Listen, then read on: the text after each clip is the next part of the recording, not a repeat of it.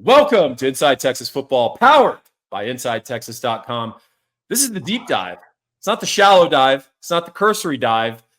It's the deep dive. You're in the right place. Like our video, subscribe to the Inside Texas Football YouTube channel, and of course, come join the best conversation about Texas sports, college football, and ball in general at Inside Texas. Use promo code IT1 to get 2 months of InsideTexas.com for $1 American dollar. Ian, how the heck are you, my man? Good. I'll be better in another week and a half when school starts. When the kids, some of the kids are out of the house. Of these shows. Say that again. I said, as will the sound quality of these shows. That's right. Yeah, the getting some of the kids out of the house will be a good thing. I still think that you just need to endorse a tactic of when dad's on the computer, any noise is met with serious retribution after the call. It may hurt your nice guy image, but I think these kids got to find out, Ian. Yeah. You also need to find out about this. How about this? What's this, Ian? That is the 2024 Longhorn Football Prospectus, Thinking Texas Football. That's right. And that's ghost written by That's right. Ghost written by Inside Texas staff. I take credit for it because I'm a fame hog. Anyway, it is available for all of you if you want an in-depth look at the University of Texas football team, as well as all of our opponents and the rest of the SEC. You will not find a better preview. Ian, our task on this humble deep dive is to quickly preview every position on the Longhorn football team before fall camp, trying to find the areas that we want to find improvement and find answers. So we come here with a half glass full mentality, but also the understanding that this team is not perfection. They do have areas where they can improve. And without any further ado, let's begin on offense. The quarterbacks. Ian, what are your bullet point lines for the quarterback room in total? Not just Quinn Ewers, our starter, but also Arch Manning, his backup. What's this room look like, and what do they need to do to show improvement in 2024? For me, I mean, it's mostly about Quinn. I have fewer questions about Arch. I think if he comes in, he'll be a very above average backup, there's not that much interesting there to me. Maybe you have something, but I want to see pocket management by Quinn. I want that sack rate to go way down. And I need to see him stay healthy. I need to see just better awareness and a thicker frame. Agreed. Yeah, so we've read and heard that he's up to 210, which is great. And I think it's a solid 210. That's up from low 190s that he played at last year. When he went on a cigarettes and steak diet and lost a bunch of weight. No, that's not true. I made that up. Trying to spice up our content. Yeah, I agree with everything you said. I do think the other thing that we want to see, and we'll see it early, whether through the grapevining fall camp as we give you intel reports, or when we take the field in Ann Arbor in the second week of the season for Texas, we'll see if Quinn handles the blitz a little better than he did last year. He leveled up tremendously as a quarterback in every metric, both advanced statistics or even just the eye test. But I think the final stage that we want to see, and I think even the NFL wants to see, is how he handles the blitz. And I think Michigan, our guess is they're going to bring some in abundance to find out how he handles it as well. So I'm looking forward to that. I think Texas arguably has the best quarterback room in the country, and that's always a good thing. All right, running back. I think we're going to have the same one. It's just Baxter running low through the wash. And then, I mean, I'm curious to see all the ways they have dialed up to use Jaden Blue. I think they might have maybe like the beginnings of a Lindale White, Reggie Bush kind of thing. Not to that realization or level, but if they can approximate that, that would be pretty exciting for the offense. And I think that's kind of the goal. I would take that. Yeah, Cedric Baxter put on 10 pounds of good weight. In the spring game, I think he ran through contact a little better. That was an issue for him as a freshman. Of course, the other issue for him as a freshman is he didn't have any armor built up. So he spent the whole season with a series of nagging injuries.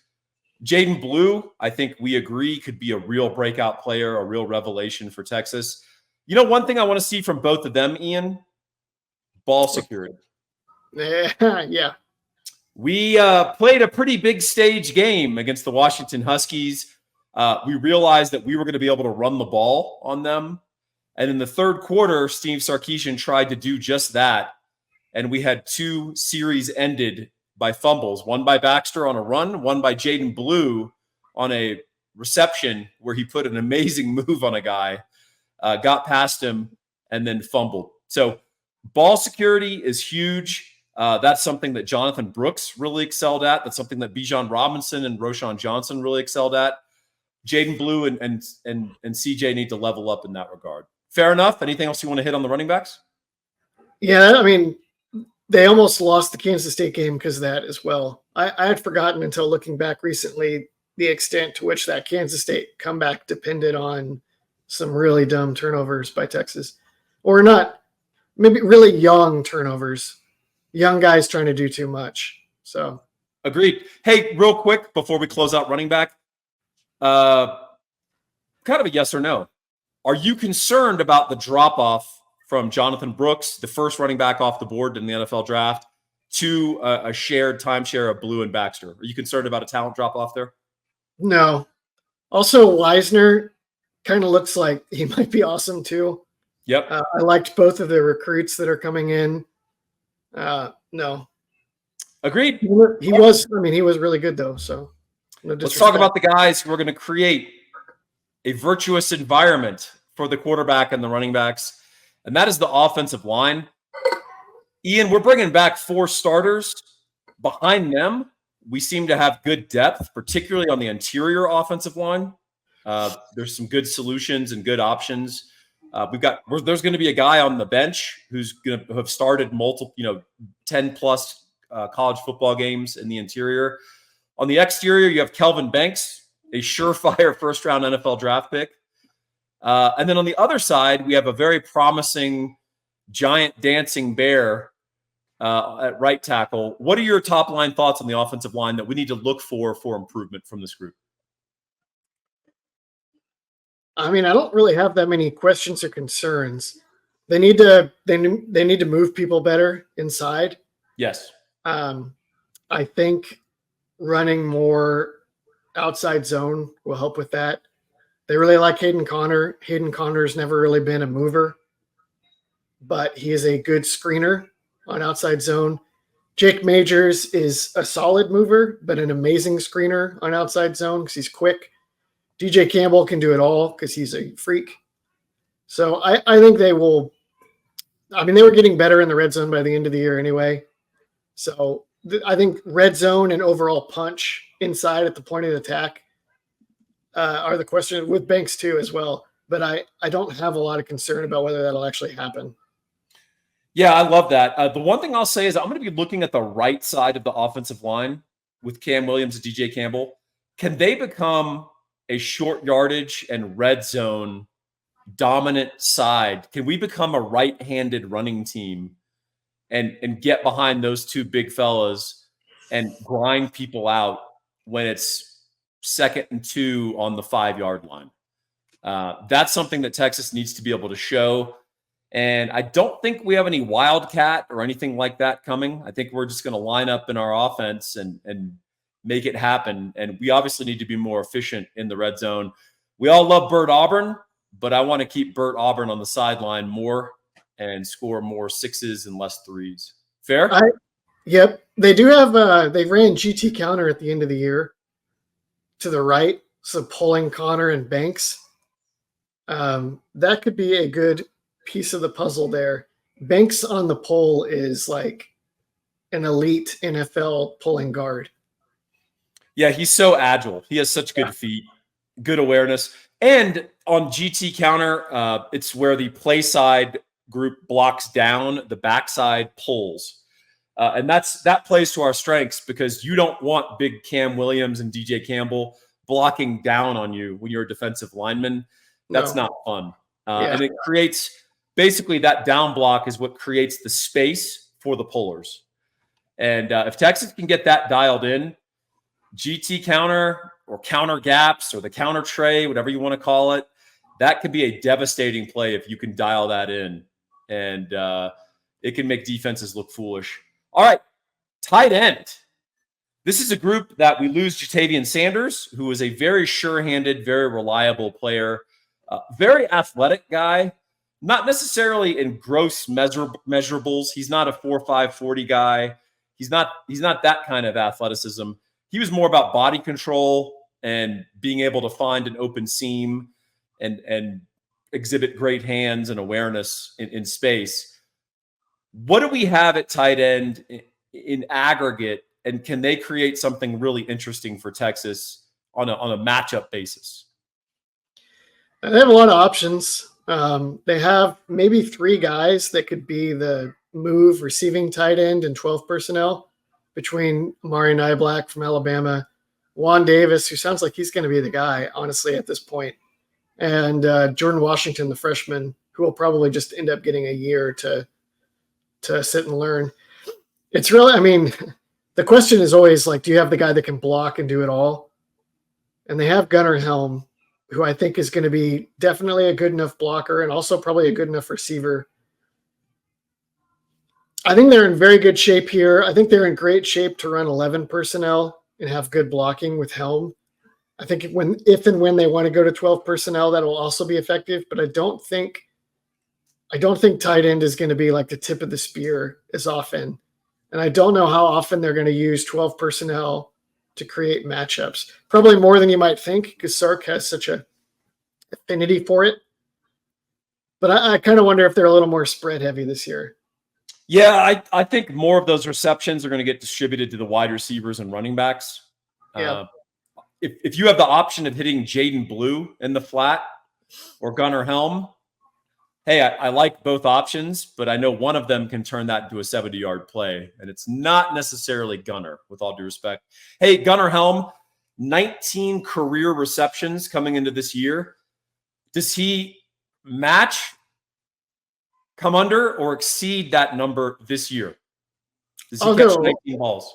I'll go over, but not like JT Sanders had like 55 or something, or 45. I think Helm will be far short of that, but I think he'll beat 19. I agree with you.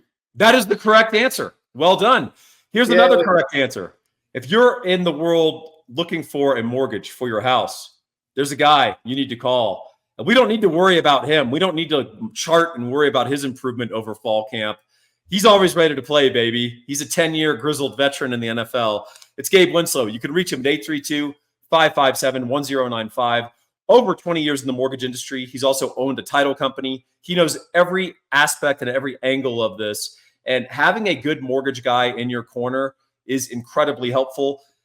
Mortgage is more than just a rate quote that you grab online. It's actually someone who can solve problems and create solutions for you when you're trying to do your most important purchase of your life. That's buying a home.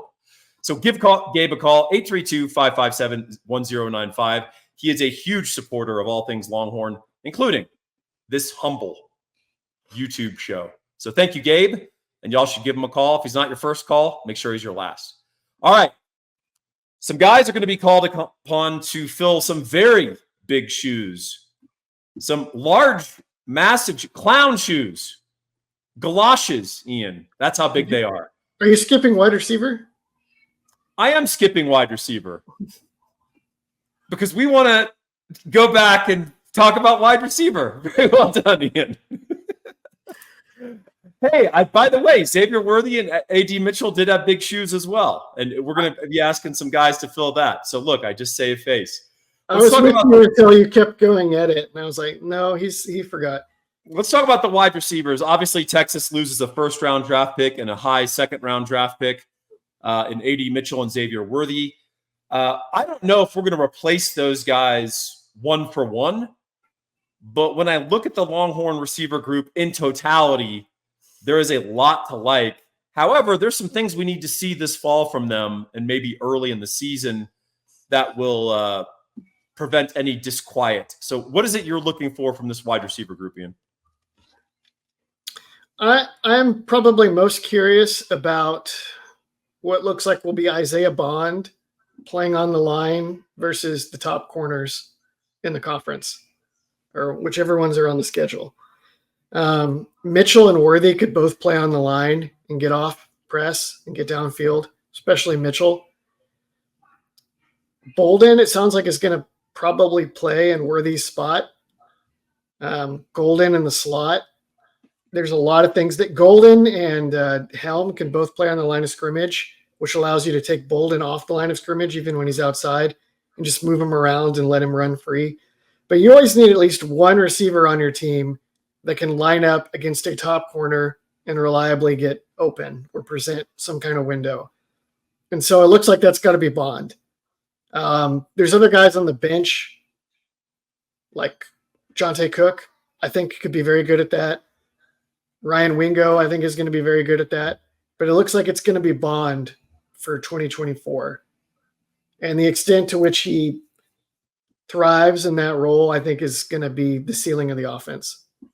Yeah, I think Bond, if there is going to be a number one, it's probably Bond.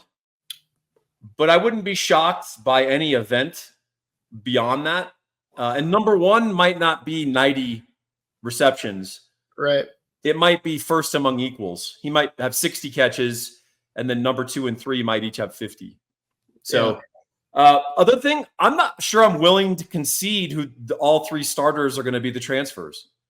I think there's going to be a real battle. And beyond Jonte Cook, DeAndre Moore, I think Ryan Wingo has a certain physical inevitability.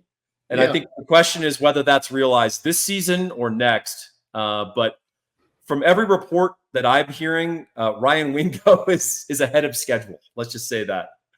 Hey, I'm interested.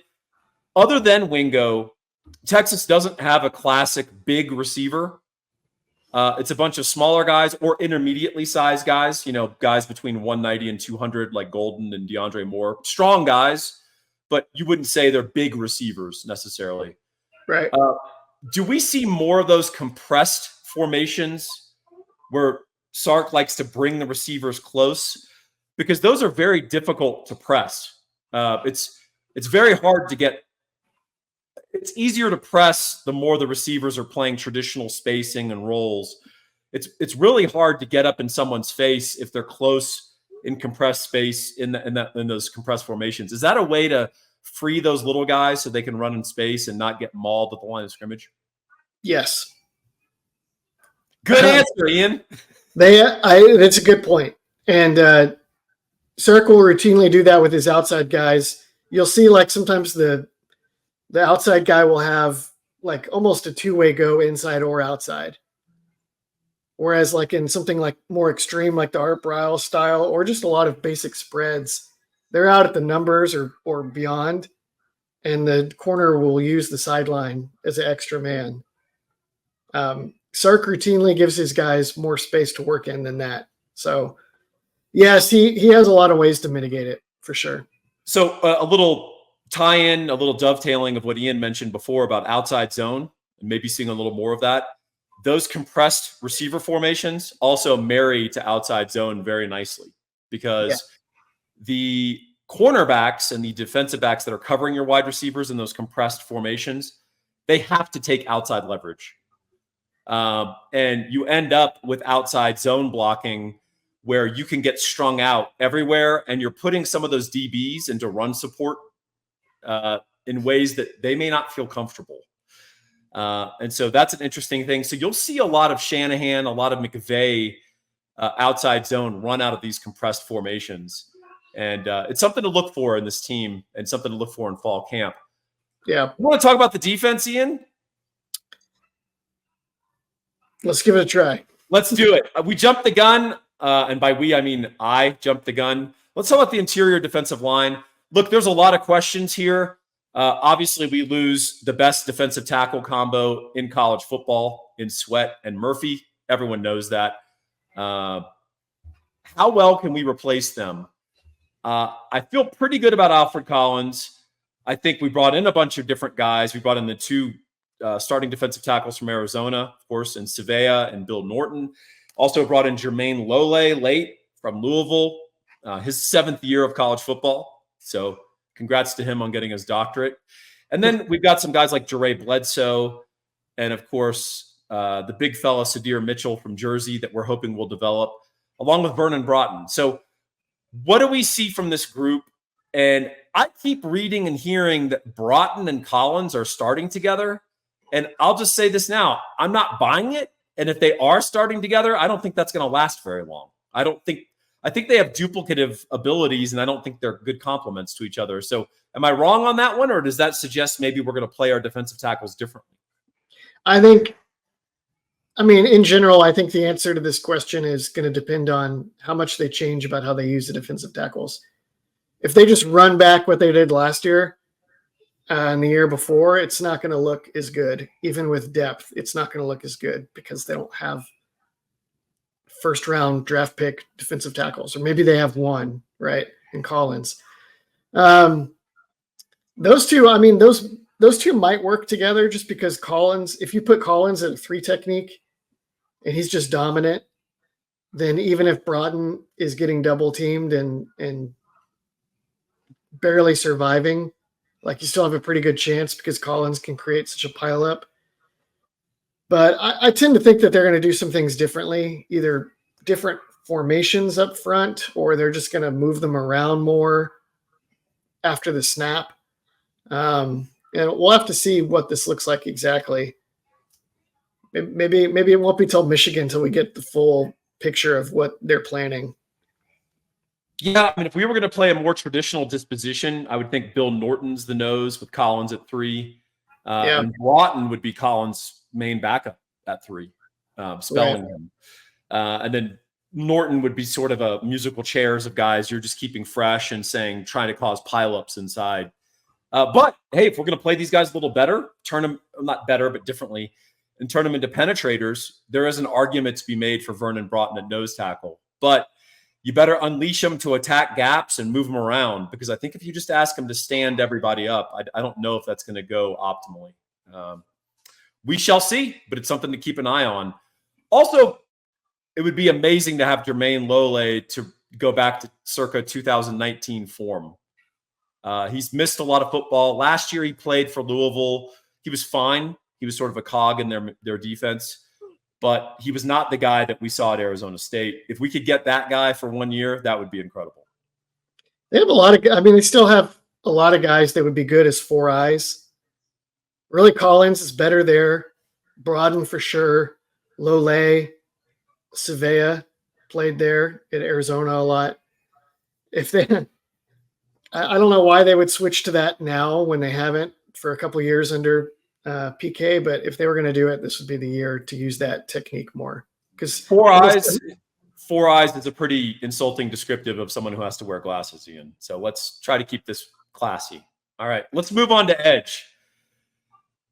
We have gone from a horrendous edge situation in 2021 when Sark came here to an improved edge situation, but not great in 2022, to a above average edge situation last year that was probably not able to scale up against higher end offensive tackle duos. Right. This year, we might see a real breakout of this room, and it's not just the individual players, it's also the incredible depth here, Ian. To give you an example, Justice Finkley was a guy that we were counting on pretty substantially as a true freshman 2 years ago. Now he might be the 5th or 6th best edge on the team. That's how quickly that room is transformed. And Justice has certainly not gotten worse. So I think that's interesting. Talk to me about the edges, and are there some ways that we can play these guys to take advantage of them optimally in their skill sets? Moore is almost like an off-ball guy, and he's kind of the tip of the spear. I think they're going to build around him primarily. Sorrell is the older statesman in the room. I'm sure he'll play more than a lot of us are currently anticipating. He's kind of the forgotten guy. Sorrell was very good last year, and his numbers didn't reflect it because he usually wasn't the guy on third down when they had the major sack opportunities. But as far as like every down play, pushing the pocket, setting the edge, he's really terrific. Moore, I think, will be the main pass rusher, but he'll play at Sam. He'll play off the ball. He'll play at Buck. And then they have, like just the horde of ultra talented former blue chip guys behind them that I'm not sure if they're going to end up fully realizing that room until next year when they have more openings. But we know that Burke is good. He'll probably have to fight for snaps this year a little more than he did last year because Moore was added. We know Vosick. Vosick looks like he might be a monster whenever he's finally ready. And then they have Colin Simmons waiting in the wings. It's just a lot of guys. So, yeah, what I'm going to be interested to hear about is, are there ways that PK can get three of those guys out on the field at the same time? And one of those might be as a strong side linebacker, or can you even, on a passing down, can you hold up if we line you up inside and create a really getting Trey Moore and like Vosick side by side rushing next to each other, I think could be a lot of fun for Texas. So, and on something to watch. Against the run, Sorrell offers you a lot of flexibility there because he's so strong. Yep. So you could play Sorrell, Moore at Sam, and whoever, Burke, Simmons, whoever at the weak side edge, and get away with it because Sorrell's not going to lose too much ground at the point of attack. Speaking of Sam, Mike, and Will, we're talking about the Texas linebackers. We have a guy in Anthony Hill who I think PK remarked in media days that he told Anthony Hill, "You're a hell of a football player, but not that great of a linebacker," which I think was an accurate description of young freshman Anthony Hill, just running around, hitting people, making plays, but not necessarily Mike Singletary nuance in terms of playing the position. Now we're going to ask him to play Mike linebacker, which is the most nuancey of all the linebacker positions, Ian. How is Anthony Hill going to scale up to that vital role? We know the athleticism. We know the want to. We know the football sort of get after it is all on point. How's he going to adapt to his new home in the middle? Should be pretty good. I think they're still going to hybridize him a little bit. PK said that they were going to have him on the edge some. They did that with Jalen Ford. They have packages to do that. It was pretty effective. I think they'll do it a lot more with Anthony Hill because he's really a load out there. Somebody asked him about his coverage drops this year, and PK was like, yeah, he's fine. He's learned how to do that. Last year, he was kind of reverted to high school and was just kind of see ball, hit ball, but he's figuring that out. I wondered to what extent PK's he's fine, he's figuring it out translates versus like what we saw from Jalen Ford the last 2 years. I will say this about PK. He tends towards understatement rather than overstatement. For sure.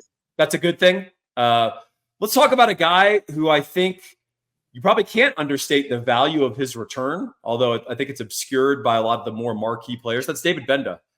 6-year player, very smart. If you look at how he conducts himself on and off the field, he is a paragon of the culture and an upholder of the culture. He is a guy that's going to be asked to play in complement to Anthony Hill, along with some guys like Maurice Blackwell. Leonga Lafau will probably be backing up Hill, but we could ask him to do some other stuff. What do you see about the rest of this linebacker group? I'm a little concerned about depth here, to be honest. I think it's the group that we can least endure a frontline injury compared to other positions. What do you think about this group, and are you worried about the depth at all? I think I'm a little less worried because I think Lafau can actually play if they need him to. PK said that Benda would be the first in at Mike if Hill was injured or something or needed a breather. So the depth chart basically goes Hill, Benda, and then presumably Blackwell because he's the backup Will. So they don't seem to have LaFau regarded as one of their top backups, but every time I see him, I tend to think that he might be okay if they needed him.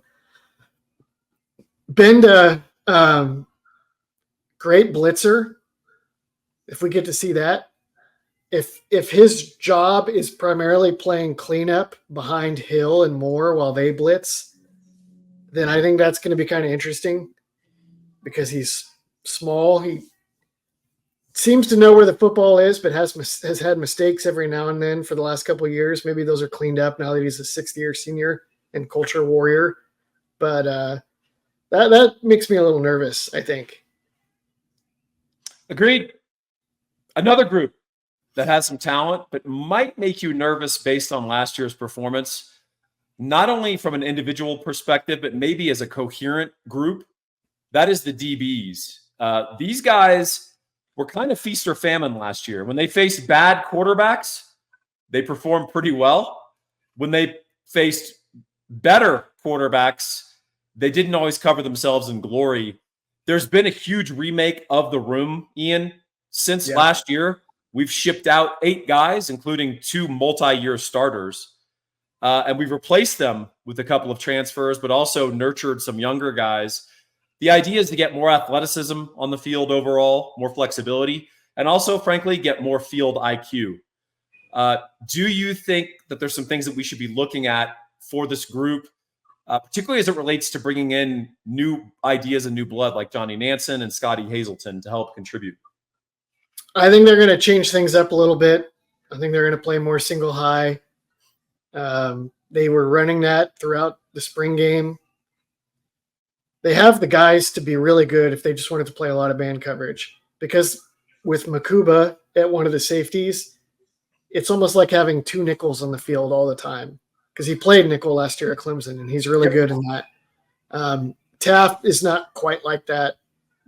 When Derek Williams is in, Derek Williams is like that as well. He can also play really good coverage. Something that stood out to me yesterday was that PK singled out Jalen Gilbo and Gavin Holmes as having the best off seasons on the team, or guys that have really emerged. And they talk about Gilbo as this guy who's the backup nickel.